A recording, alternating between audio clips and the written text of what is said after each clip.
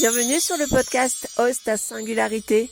Je suis Christine et je vous aide à assumer votre singularité d'entrepreneur ou alors tout simplement votre unicité d'être humain.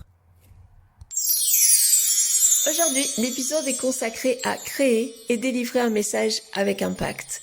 C'est-à-dire comment à la fois trouver les bons mots pour délivrer son message, son contenu, le ton, la tonalité, ce qu'on veut en faire, etc. Mais également comment le porter, c'est-à-dire tout ce qui est non-verbal, verbal, aisance, prise de parole en public, etc. Donc cette astuce pour vous aider, amusez-vous bien. Être un ou une super entrepreneur avec un méga projet, c'est déjà top. Vous avez du talent, un savoir-faire inédit, une vision et une philosophie au top qui méritent d'être partagées car inspirantes. Et tout ça, c'est vraiment génial. Mais j'ai envie de vous demander, qui le sait ?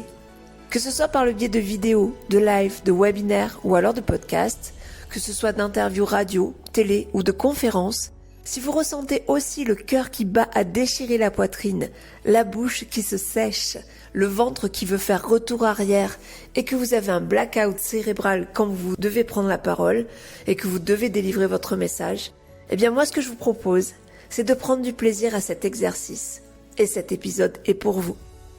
Je suis Christine et je suis spécialiste en stratégie commerciale auprès des entrepreneurs qui n'aiment pas la prospection et qui du coup n'attirent pas de clients, donc galèrent, donc se sous-estiment, donc 3 points de suspension. L'autre partie de mon cœur va vers l'improvisation théâtrale que je pratique depuis plus de 11 ans. Une passion telle qu'on a même vendu notre maison à Marseille pour ouvrir un lieu unique en France consacré à l'improvisation. Et ce que ça m'a apporté, c'est juste génial, c'est prendre du plaisir à être sur scène, avoir un petit trac, mais vraiment un trac de joie qui me pousse à rentrer sur scène devant un public en délire. Ça me pousse à faire vraiment des choses, je me suis dépassée depuis ces 11 ans et vraiment, je n'ai plus aucune crainte maintenant lorsqu'il faut parler. Et en plus, ce que ça m'a apporté, c'est génial puisque en conciliant mes compétences à la fois de stratégie commerciale, de message commercial et de pitch, etc., plus comment le délivrer, c'est qu'aujourd'hui, je sais créer un message fort et aussi le délivrer avec un gros impact. Et voici donc cette astuce que je partage avec vous pour créer et délivrer votre message avec impact en tant qu'entrepreneur, en tant que dirigeant ou en tant que salarié. En tout cas, si vous avez quelque chose à dire. Parce que oui, effectivement, c'est la première des astuces, c'est est-ce que vous avez quelque chose à dire ? Ça semble évident, bien entendu, mais finalement, pas autant que ça en a l'air. Et moi, j'ai envie de vous demander quel est le message que vous avez envie de délivrer ? Pourquoi est-ce qu'il est différent ? Qu'est-ce qu'il apporte ? En plus de ce qui est déjà dit par ailleurs. À qui il apporte quelque chose ? Donc, quelle est vraiment votre cible exacte ? Est-ce que vous avez des exemples concrets de transformation, par exemple, grâce à votre manière de faire ? Ça donnera aussi du poids à votre message. Et puis, la fameuse question, pourquoi vous ? Ah là, peut-être se réveille ce fameux syndrome de l'imposteur. Répondre à la question, qui je suis pour délivrer ça, peut prendre des semaines. Sauf si on a fait un vrai travail sur sa stratégie, sa différence, ses plus-values, son unicité, sa singularité, et surtout, qu'on sait pourquoi on fait ça, quels sont les bénéfices, est-ce que c'est changer le monde, faire réfléchir, provoquer, passer à l'action, etc. Et justement, la deuxième astuce que j'aimerais véhiculer, c'est pour clarifier mon message, quel est d'abord mon objectif ? Si vous n'en avez pas, vous pouvez vous transformer rapidement en enseignant, en maîtresse d'école. Et pour ma part, j'avoue que j'ai horreur de ça. Quelqu'un qui m'enseigne, qui m'explique sans que j'ai mon mot à dire et qui m'impose sa vision, c'est vraiment quelque chose qui m'ennuie profondément. Quel impact finalement vous voulez obtenir pour déterminer le ton et du coup la manière qui est adaptée ? Est-ce que je veux faire réfléchir sur une thématique ? Est-ce que je veux faire passer à l'action ? Est-ce que je veux provoquer ? Est-ce que je veux sensibiliser ? Est-ce que je veux informer ou est-ce que je veux vendre ? En fait, à chaque fois, sur chaque objectif différent, vous allez avoir un ton, une formulation, des exemples qui vont être pris de manière différente. Du coup, la question c'est quel est votre objectif à travers ce message-là ? Donc c'est super important de se poser la question parce que quelquefois, je vois des personnes qui sont frustrées en disant ça n'a pas marché par exemple suite à un webinaire ou alors une conférence et les personnes étaient enchantées tellement mais personne ne m'a parlé à la fin. Est-ce que j'ai été trop claire ? Est-ce que j'ai donné trop ou pas assez, etc. Donc tout ça sont des choses qu'on voit en formation et justement c'est juste génial de attirer l'intérêt, donner du contenu pour déjà faire bouger et puis après être bien entendu présent parce que vous êtes le ou la pro qui va faire vraiment bouger les choses. Sous quelle forme et pour quel impact? Donc ça aussi c'est important de le réfléchir. Qu'est-ce que je vais faire finalement? Est-ce que j'ai envie de rédiger des posts par exemple sur les réseaux sociaux? L'avantage, c'est que vous vous cachez derrière. L'inconvénient, c'est que finalement, il y a peut-être peu d'émotions qui sont véhiculées. Peut-être que le message n'est pas lu jusqu'à la fin. Peut-être qu'il est compris de manière différente. Vous savez, entre ce qu'on pense, entre ce qu'on dit, entre ce qui est lu, ce qui est compris et ce qui est digéré, ben en fait, il y a un grand gap. Donc, à l'oral, moi c'est ce que je vous conseille, en présentiel ou pas, en distanciel bien entendu. Donc à l'oral par des réunions, animation de réunions, d'ateliers, de conférences, des présentations, des séminaires, enfin tout ce que vous pouvez faire devant un public qui peut être de 20 personnes, de 100 personnes, de 1000 personnes, c'est à vous de choisir en fonction de vos ambitions. Ça peut être également lors d'un webinaire d'information ou un webinaire commercial. Ça peut être aussi avec un peu moins de filet, comme un live Facebook ou LinkedIn par exemple. Ça peut être également des interviews radio, télé. Moi je sais que j'ai une émission de radio qui s'appelle Vision d'entreprise où j'interviewe des chefs d'entreprise et j'aime bien l'instantané, j'aime bien l'improvisation, j'aime bien l'émotion qui se dégage de notre interview et du coup, même si au départ je donne les grandes questions, après finalement ce qui se passe c'est là sur l'instant. Donc c'est aussi génial de pouvoir se livrer, de livrer qui on est vraiment derrière le discours qu'on met devant nous. Et puis ça peut être bien entendu un peu plus préparé, c'est-à-dire par des vidéos, par des documentaires, face caméra, etc. En fait, je suis sûre qu'il y a une adéquation entre quel est mon objectif et la manière dont je vais délivrer mon message et sous quelle forme je le fais. Il y a une grande cohérence. Et puis au-delà de ça, donc on était au niveau du message et maintenant on va parler de vous. Et donc c'est bien connaître son image et son non-verbal. Alors, j'ai envie de vous demander quelle est la première chose que les gens disent de vous quand elles vous voient pour la première fois. Est-ce que c'est totalement en cohérence avec ce que vous voulez transmettre? Si par exemple je monte sur une scène ou que je suis filmée dans une vidéo et qu'on enlève le son, qu'est-ce que je vais transmettre? Alors moi je vous conseille de vous amuser à faire ça en fait, de prendre une vidéo au hasard ou de personnes que vous suivez et vous enlevez le son. Et vous regardez juste le non-verbal. Sachant qu'il représente 93% en fait, je crois, au total entre le non-verbal et le paraverbal du message, eh bien je pense que c'est très très très évocateur de ce que la personne pense. Et loin des mots en fait, qui représentent seulement 7% de la communication. Moi, ça m'est arrivé de regarder des personnes comme ça et de changer d'avis sur eux parce que le regard était fuyant, parce que les gestes étaient automatisés, parce que plein de choses qui traduisaient soit un stress profond, soit en fait peut-être plus une hypocrisie et ne pas croire à ce qu'on dit. Donc voilà, est-ce que vous avez conscience de cette image-là et est-ce que vous maîtrisez votre non-verbal? Ça encore, l'improvisation théâtrale m'a apporté ça, c'est de pouvoir maîtriser mon non-verbal. Alors je vais vous donner 2 astuces qui sont très ludiques en plus. La première, c'est mettez-vous face à une glace et regardez-vous. Et maintenant, regardez-vous à travers les différentes émotions, c'est-à-dire comment vous êtes quand vous êtes fier de vous, comment vous êtes quand vous êtes stressé, comment vous êtes quand vous êtes timide, comment vous êtes quand vous êtes malade, comment vous êtes quand vous venez d'apprendre une super nouvelle, etc. Et ce que je vais vous proposer, c'est de regarder vos épaules, vos yeux, votre menton, vos pieds. En fait, quelle est la différence avec tout ça? On fait un exercice en groupe qui est assez sympa, c'est-à-dire que je donne au hasard des émotions dans l'oreille de quelqu'un qui rentre en disant juste bonjour et tout le groupe doit deviner quelle est l'émotion, en fait, comment que cette personne est. Et en un quart de seconde, tout le monde donne la vraie émotion que j'avais donnée à l'oreille. Comme quoi, on n'a pas besoin de mots pour sentir ça. On est des animaux sensitifs par rapport à ça. Donc, une fois que vous savez ça, en fait, dites-vous quelle image j'ai envie de donner de moi. Si c'est plutôt fier de moi, je dois être ancrée, les 2 pieds largeur de hanche, bien ancré au sol. Ma tête est assez haute, mon menton haut, mon regard droit et mes épaules relevées.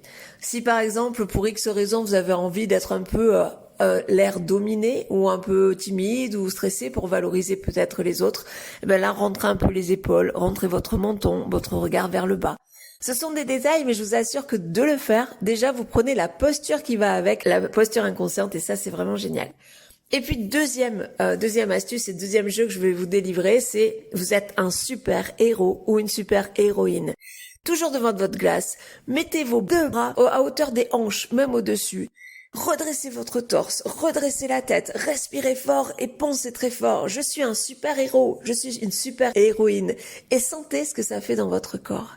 Et je suis sûre qu'en 1 seconde, vous allez changer d'état. Et si vous faites ça avant justement de rentrer sur scène, avant de parler en public, avant une vidéo, justement ce dynamisme, cette détermination, cette volonté, ce positivisme va se ressentir.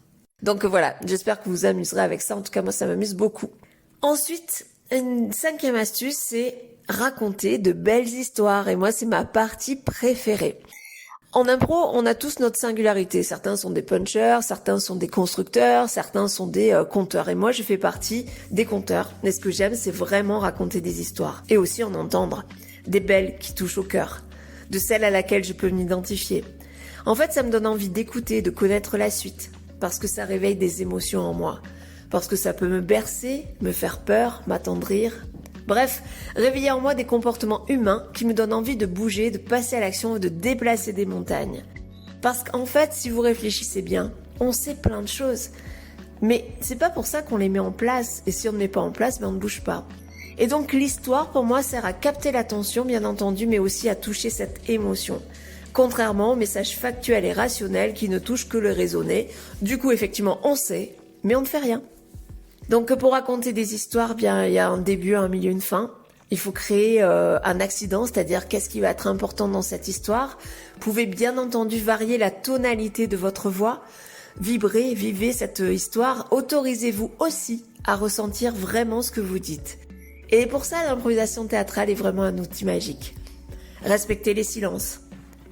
Si vous voulez dire quelque chose d'important, vous pouvez dire. Ce que je vais vous dire est vraiment important. Avec un silence, ça donne du poids. Donc typiquement, les silences, c'est pas mon fort, vous l'avez compris.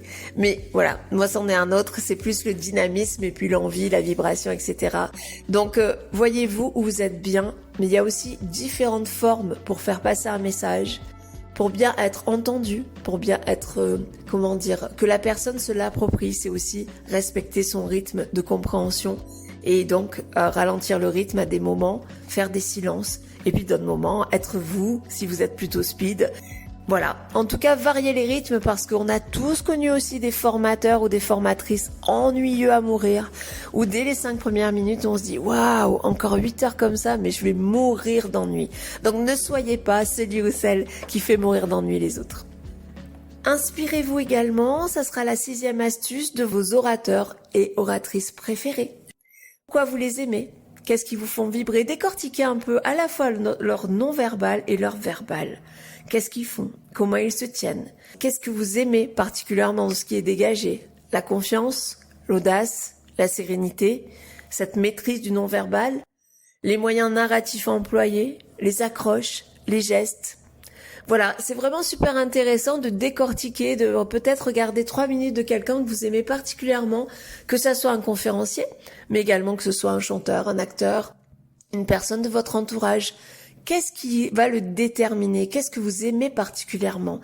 Et ça, c'est vraiment important après d'évaluer vous en êtes où par rapport à ces critères d'évaluation.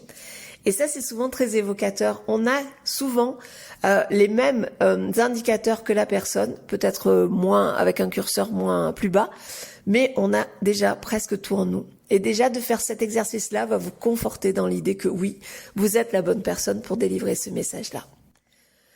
Et enfin, alors il y a tellement de choses à dire sur la prise de parole en public, sur délivrer son message avec du plaisir, qu'il soit commercial ou pas.